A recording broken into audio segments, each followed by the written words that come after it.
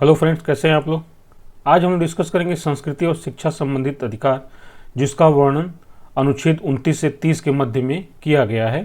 ठीक है, और ये संविधान के भाग 3 का ही पार्ट है, मौलिक अधिकारों का ही पार्ट है। तो इसके पहले हम लोगों ने पढ़ा है धार्मिक स्वतंत्रता का अधिकार, जो अनुच्छेद 25, 26, 27 और अनुच्छेद 28 के तहत उपबंधित है। तो उसी की अगली कड़ी में हम लोग फिर पढ़ेंगे संस्कृति और शिक्षा संबंधित अधिकार। तो सबसे पहले हम लोग आज के जो लेक्चर है इसके हाइलाइट्स को देख लेते हैं। तो हाइलाइट्स में क्या क्या है, तो पहला है अनुच्छेद 29। इसमें क्या प्रावधान किया गया है, अल्पसंख्यक वर्गों के हितों का संरक्षण किया गया है। फिर अनुच्छेद 30 में क्या किया गया है, शिक्षा संस्थाओं की स्थापना और प्रशासन करने का अल्पसंख्यक वर्गों के अधिकार का संरक्षण किया गया है। और लास्ट में हम लोग देखेंगे कि जो आज हम लोग पढ़ेंगे उसके आधार पर एक क्वेश्चन होगा, उस क्वेश्चन को आप सॉल्व कीजिएगा, उसका उत्तर कमेंट बॉक्स में दीजिएगा। चलिए, तो सबसे पहले हम लोग देखते हैं कि संस्कृति और शिक्षा संबंधी अधिकार, इसकी भूमिका क्या है। तो भारत की सांस्कृतिक विविधता को संरक्षित करने के उद्देश्य से भारतीय संविधान में संस्कृति और शिक्षा संबंधित अधिकार को मूल अधिकार के रूप में स्थान प्रदान किया गया है, जो अनुच्छेद 29 व 30 के माध्यम से उपबंधित है। ठीक है, तो इसमें यह है कि भाई देखिए, भारत की सांस्कृतिक विविधता को संरक्षित करना है और उसके लिए क्या करना है कि भारतीय संविधान में संस्कृति और शिक्षा, मतलब जो संस्कृतियां विभिन्न प्रकार की हैं वो, और शिक्षा, इस अधिकार को मूल अधिकार के रूप में उपबंधित किया गया। इसका मतलब है कि ये कितना महत्वपूर्ण अधिकार है। ठीक है, तो इसी के लिए अनुच्छेद 29 और अनुच्छेद 30 में प्रावधान किया गया है। ठीक है, तो फिर देखते हैं हम लोग कि अनुच्छेद 29 में क्या किया गया है। किसमें कहा गया है, अल्पसंख्यक वर्गों के हितों का संरक्षण। ठीक है, protection of interest of minorities. ठीक है, तो इसमें क्या, अनुच्छेद 29 में क्या कहा गया है, यह उपबंधित करता है कि भारत के किसी भाग में रहने वाले प्रत्येक नागरिक को, यहां याद रखिएगा, प्रत्येक नागरिक को जिसकी अपनी विशेष भाषा, लिपि या संस्कृति है, उसे बनाए रखने का अधिकार होगा। साथ ही किसी भी नागरिक को राज्य के अंतर्गत आने वाले संस्थान या उससे सहायता प्राप्त संस्थान में, मतलब जो राज्य के अंतर्गत सीधे है या उससे सहायता प्राप्त कर रहा है, सहायता का मतलब जैसे फंड वगैरह प्राप्त कर रहा है, उसमें प्रवेश के लिए धर्म, जाति या भाषा के आधार पर विभेद करके रोका नहीं जाएगा। ठीक है, तो इसका मतलब है कि यह प्रत्येक नागरिक को जिसकी विशेष भाषा, लिपि या संस्कृति है, उसे बनाए रखने का उसे पूर्ण अधिकार देता है। साथ ही राज्य के अंतर्गत आने वाले शिक्षण संस्थान या उससे सहायता प्राप्त कोई भी संस्थान है, उसमें धर्म, जाति या भाषा के आधार पर प्रवेश करने से रोका नहीं जाएगा। तो ये 29 का, अनुच्छेद 29 के अंतर्गत प्रावधान है। यहाँ पहली व्यवस्था एक समूह के अधिकारों की रक्षा करती है, जबकि दूसरी व्यवस्था नागरिकों के व्यक्तिगत सम्मान की रक्षा करती है, फिर चाहे वह किसी भी समुदाय से संबद्ध हो। मतलब ये जो है, यह उपबंधित करता है कि भारत की किसी भी भाग में रहने वाले प्रत्येक नागरिक को जिसकी अपनी विशेष भाषा, लिपि और संस्कृति है, उसे बनाए रखने का अधिकार प्रदान करता है। तो यहाँ तक तो क्या है कि ये समूह के अधिकारों का वर्णन करता है। फिर क्या है कि किसी भी नागरिक को राज्य के अंतर्गत आने वाले संस्थान या उसके सहायता प्राप्त संस्थान में धर्म, जाति, भाषा के आधार पर प्रवेश करने से रोका नहीं जाएगा। ये क्या करता है, यह व्यक्ति के अधिकारों की रक्षा करता है। ठीक है, तो यही चीज में वर्णित की गई है।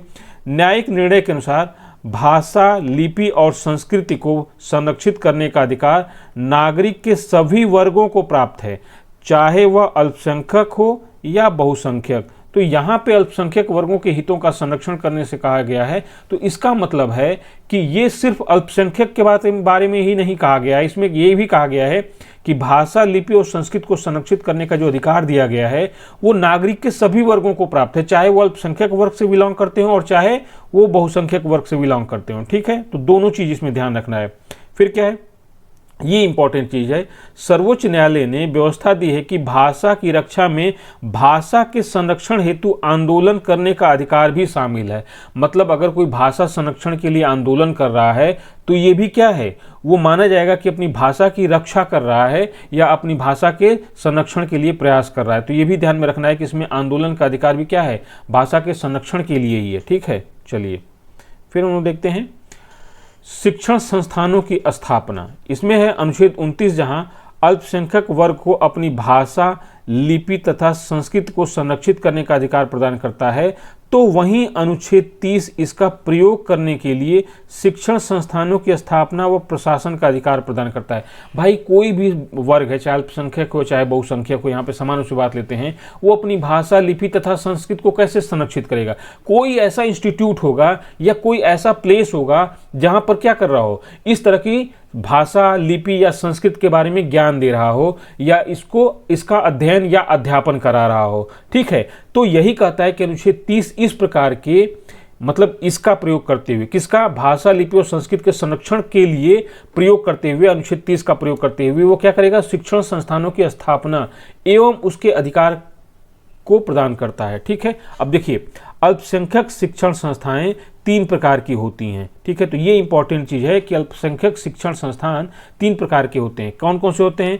एक तो पहला वो है राज्य से आर्थिक सहायता व मान्यता लेने वाले संस्थाएं, मतलब ऐसी अल्पसंख्यक शिक्षण संस्थान जो राज्य से आर्थिक सहायता व मान्यता लेने वाली संस्थाएं। इसको एग्जाम्पल के रूप में देख सकते हैं, जामिया मिलिया या अलीगढ़ मुस्लिम यूनिवर्सिटी है, ठीक है, या हैदराबाद का उस्मानिया यूनिवर्सिटी है। ये क्या है? अल्पसंख्यक शिक्षण संस्थान है। ये क्या कर रही है? राज्य से आर्थिक सहायता भी ले रही हैं और उससे मान्यता भी ले रही हैं। ठीक है, फिर क्या है? ऐसे संस्थान जो राज्य से मान्यता लेते हैं किंतु उन्हें आर्थिक सहायता प्राप्त नहीं है। ठीक है, और इसी के अंतर्गत मदरसा भी आ जाते हैं, जो पहले के अंतर्गत मदरसा भी आ जाते हैं। जैसे उत्तर प्रदेश में जो मदरसा है वो भी आ जाएगा कि राज्य क्या करती है? राज्य सरकार फंड देती है, तो उनके जो भी मदरसा के जो भी मौलवी वगैरह होते हैं उनको वेतन वगैरह दिया जाता है। ठीक है, जो टीचर वहाँ पे उनको वेतन वगैरह दिया जाता है। कुछ ऐसे, अब दूसरे कैटेगरी में आते हैं ऐसे संस्थान जो राज्य से मान्यता लेते हैं किंतु उन्हें आर्थिक सहायता प्राप्त नहीं है। तो इसके अंतर्गत वही है कि भाई ऐसे संस्थान हैं जो राज्य से तो मान्यता लेते हैं कि ठीक है भाई चलिए राज्य से मान्यता लेते हैं, क्योंकि जैसे हाई स्कूल की डिग्री देना हो, इंटरमीडिएट की डिग्री देनी हो, ग्रेजुएशन की हो, पोस्ट ग्रेजुएशन की हो, तो इस तरह से बहुत से शिक्षण संस्थान ऐसे हैं कि जो राज्य से मान्यता तो लेते हैं, जैसे वो किसी ट्रस्ट के अंतर्गत कार्य कर रहे हैं। ठीक है, लेकिन वो आर्थिक सहायता नहीं लेते हैं, अर्थात उनको कोई आर्थिक सहायता राज्य सरकार प्रदान नहीं करती है। तो इसके अंतर्गत वैसे भी संस्थान आते हैं। तीसरे कैटेगरी में ऐसे संस्थान जो न तो राज्य से सहायता लेते हैं और न ही मान्यता लेते हैं। तो ये देखिए एक चीज़ है ना कि ये जो है ना ये शैक्षणिक संस्थान हो गए, तो इनसे प्राप्त जो डिग्री होल्डर्स हैं वो हो सकता है कि भाई यहाँ पे मान्य हो, लेकिन तीसरे कैटेगरी में ऐसे संस्थान हैं जो न तो राज्य से सहायता लेते हैं और न ही मान्यता लेते हैं। मतलब उनकी शिक्षा जो होती है वो प्योरली अपने ही दायरे में रहती है। हो सकता है कि राज्य सरकार से वो ना तो मान्यता नहीं लेंगे, तो हो सकता है कि राज्य सरकार उनके जो डिग्री है उसको माने या ना माने, राज्य सरकार के ऊपर डिपेंड करता है। तो ये पूरी तरह से क्या हो गया? ऑटोनॉमस हो गया। ये पूरी तरह से क्या हो गया? ऑटोनॉमस हो गया, स्वायत्त हो गया। इसमें राज्य सरकार का कोई दखलंदाजी नहीं है, क्योंकि मान्यता भी नहीं लेते हैं और आर्थिक सहायता भी नहीं लेते हैं। पहले वाले कैटेगरी में तो राज्य की पूर्णतः दखलंदाजी है, कुछ मामलों में सिर्फ अधिकार इनको अल्पसंख्यक संस्थानों को मिला हुआ है। दूसरे में क्या है कि राज्य सरकार मान्यता लेते हैं, तो जो राज्य सरकार के मानक हैं वो लागू होते हैं, लेकिन आर्थिक सहायता नहीं देते, तो इसलिए वित्तीय नियंत्रण इस पर बहुत ज़्यादा नहीं रहता है। ठीक है, चलिए फिर देखते हैं। पहले व दूसरे प्रकार के संस्थानों में राज्य के अनुसार शिक्षण, स्टाफ, पाठ्यक्रम, शैक्षिक मानक, अनुशासन व सफाई व्यवस्था होगी। क्यों? क्योंकि ये राज्य सरकार से मान्यता ले रहे हैं, सामान्य सी बात है। और पहले वाले वर्ग के संस्थान क्या है? आर्थिक सहायता भी ले रही हैं। तो इसमें क्या होगा? शिक्षण, कैसा शिक्षण होगा, कैरिकुलम कैसा होगा, ठीक है, ये पूरा राज्य सरकार डिसाइड करेगी। पाठ्यक्रम कैसे होगा, स्टाफ का नियंत्रण भी करेगी, ठीक है, पाठ्यक्रम वही। फिर शैक्षिक मानक क्या होंगे, क्या स्टैंडर्ड्स होंगे, अनुशासन डिसिप्लिन के लिए कैसे इसमें मानक होंगे कि ड्रेस होगा कि नहीं होगा, क्या सब करेगा। फिर सफाई व्यवस्था की भी राज्य सरकार के अनुसार ही होगी, ठीक है। पहले और दूसरे कैटेगरी के होंगे। तीसरे प्रकार के संस्थान प्रशासनिक मामलों में स्वतंत्र होंगे, परंतु ठेका कानून जैसे कॉन्ट्रैक्ट पे रखना, किसी को रखना, इस तरह से करना, श्रम कानून जो लेबर लॉ है, औद्योगिक कानून इंडस्ट्री लॉ है, फिर कर कानून, ठीक है, टैक्सेशन लॉ है, वह आर्थिक विनियम एक समान होंगे। मतलब कुछ मामलों में भी इसमें राज्य हस्तक्षेप करता है या उसके भी मानक यहाँ पर लागू होते हैं, ठीक है। तो ये 3 प्रकार के अल्पसंख्यक शिक्षण संस्थान हो गए, ठीक है। फिर हम लोग देखते हैं कुछ इसके सुप्रीम कोर्ट के कुछ निर्णय हैं। जैसे पहले है सेंट जेवियर कॉलेज अहमदाबाद बनाम गुजरात राज्य के वाद में सुप्रीम कोर्ट ने कहा कि अल्पसंख्यक वर्ग को शिक्षण संस्था के प्रशासन के अधिकार में प्रबंधन समिति के गठन का, ठीक है, शिक्षण का माध्यम तथा शैक्षणिक व प्रशासनिक नीति के निर्धारण का अधिकार भी शामिल है। ये कहा गया सेंट जेवियर कॉलेज अहमदाबाद बनाम गुजरात राज्य में कि कहा गया कि अल्पसंख्यक वर्ग को शिक्षण संस्था के प्रशासन के अधिकार में प्रबंधन समिति के गठन, जैसे प्रबंधन समिति का गठन मैनेजमेंट कमेटी है उसका गठन करना है। शिक्षण का माध्यम, किस माध्यम में, मीडियम कौन सा होगा, इंग्लिश होगा, हिंदी होगा, उर्दू होगा, कौन सा माध्यम होगा, गुजराती होगा, मराठी होगा, कौन सा माध्यम होगा, इसके निर्धारण का अधिकार है। तथा शैक्षणिक व प्रशासनिक नीति के निर्धारण का अधिकार भी शामिल होगा। इसमें शैक्षणिक व प्रशासनिक नीति के निर्धारण का अधिकार भी शामिल होगा। लेकिन इसका अपवाद क्या? परंतु मोहिनी जैनवाद में न्यायालय ने कहा कि स्थापना व प्रबंधन के अधिकार में शुल्क निर्धारण, कितनी फीस ली जाएगी, का अधिकार सम्मिलित नहीं है। मतलब जो फीस इंस्टीट्यूट लगाएगा वो किसके अकॉर्डिंग लगाएगा? वो राज्य के अकॉर्डिंग लगाएगा, वो अपने मन से नहीं लगा सकता है। ठीक है, प्रबंधन कर सकता है, शिक्षण का माध्यम चुन सकता है, शैक्षणिक व प्रशासनिक नीति का निर्धारण कर सकता है, लेकिन जो फीस है वो अपने मन से नहीं लगाएगा, वो क्या होगा? राज्य द्वारा ही निर्धारित किया जाएगा। अतः अल्पसंख्यक संस्थानों के लिए शुल्क का निर्धारण सरकार के द्वारा किया जाएगा। तो याद रखिएगा, कमीशन कैसे क्वेश्चन पूछ सकता है? कमीशन ऐसे पूछ सकता है कि अल्पसंख्यक कॉलेज शिक्षण संस्थानों में प्रबंधन के निम्नलिखित में से क्या अल्पसंख्यक शिक्षण संस्थानों के बारे में से कथनों में से कौन सा कथन सही है, गलत है? तो उसमें दे देगा प्रबंधन समिति का गठन कर सकता है, शिक्षण का माध्यम चुन सकता है, फिर यहाँ पे शुल्क का निर्धारण भी कर सकता है, शैक्षणिक व प्रशासनिक नीतियों का निर्धारण भी कर सकता है। अब 4 ऑप्शन दे दिया, इसमें से पूछेगा कौन गलत है कौन सही है। तो इस तरह के क्वेश्चन को भी आप देखना है कि यहाँ पे शुल्क का निर्धारण नहीं कर सकता है, भले वो अल्पसंख्यक शिक्षण संस्थान है। ठीक है, अब फिर देखिए यहाँ पे क्या है, अनुच्छेद 30(2) यह प्रावधान करता है कि राज्य शिक्षण संस्थानों में विभेद नहीं करेगा, चाहे शिक्षण संस्थान अल्पसंख्यक हैं चाहे बहुसंख्यक हैं, उसमें विभेद नहीं करेगा। अर्थात सहायता देने में इस आधार पर भेदभाव नहीं करेगा कि वह किसी अल्पसंख्यक वर्ग के प्रबंधन में है। जैसे देखते हैं जामिया मिलिया इस्लामिया यूनिवर्सिटी है या अलीगढ़ मुस्लिम यूनिवर्सिटी है, इनको क्या करता है, ये सेंट्रल यूनिवर्सिटी है, इनको सेंट्रल गवर्नमेंट इनको जो भी ग्रांट देता है या इनके स्टाफ को सैलरी देता है, उसमें कोई भेदभाव नहीं करता है कि नहीं ये अल्पसंख्यक शिक्षण संस्थान है, हमको कम देंगे ज़्यादा देंगे। इसमें भेदभाव राज्य नहीं कर सकता, इसलिए इस पर क्या किया गया है, विभेदित किया गया है। ठीक है, फिर क्या है, ध्यातव्य है कि अनुच्छेद 30(1) अनुच्छेद 29(2) के अधीन है। कैसे है? अतः राज्य पोषित या राज्य निधि से सहायता प्राप्त किसी अल्पसंख्यक शिक्षण संस्थान में किसी नागरिक को प्रवेश देने से केवल धर्म, मूलवंश, जाति या भाषा के आधार पर मना नहीं किया जाएगा।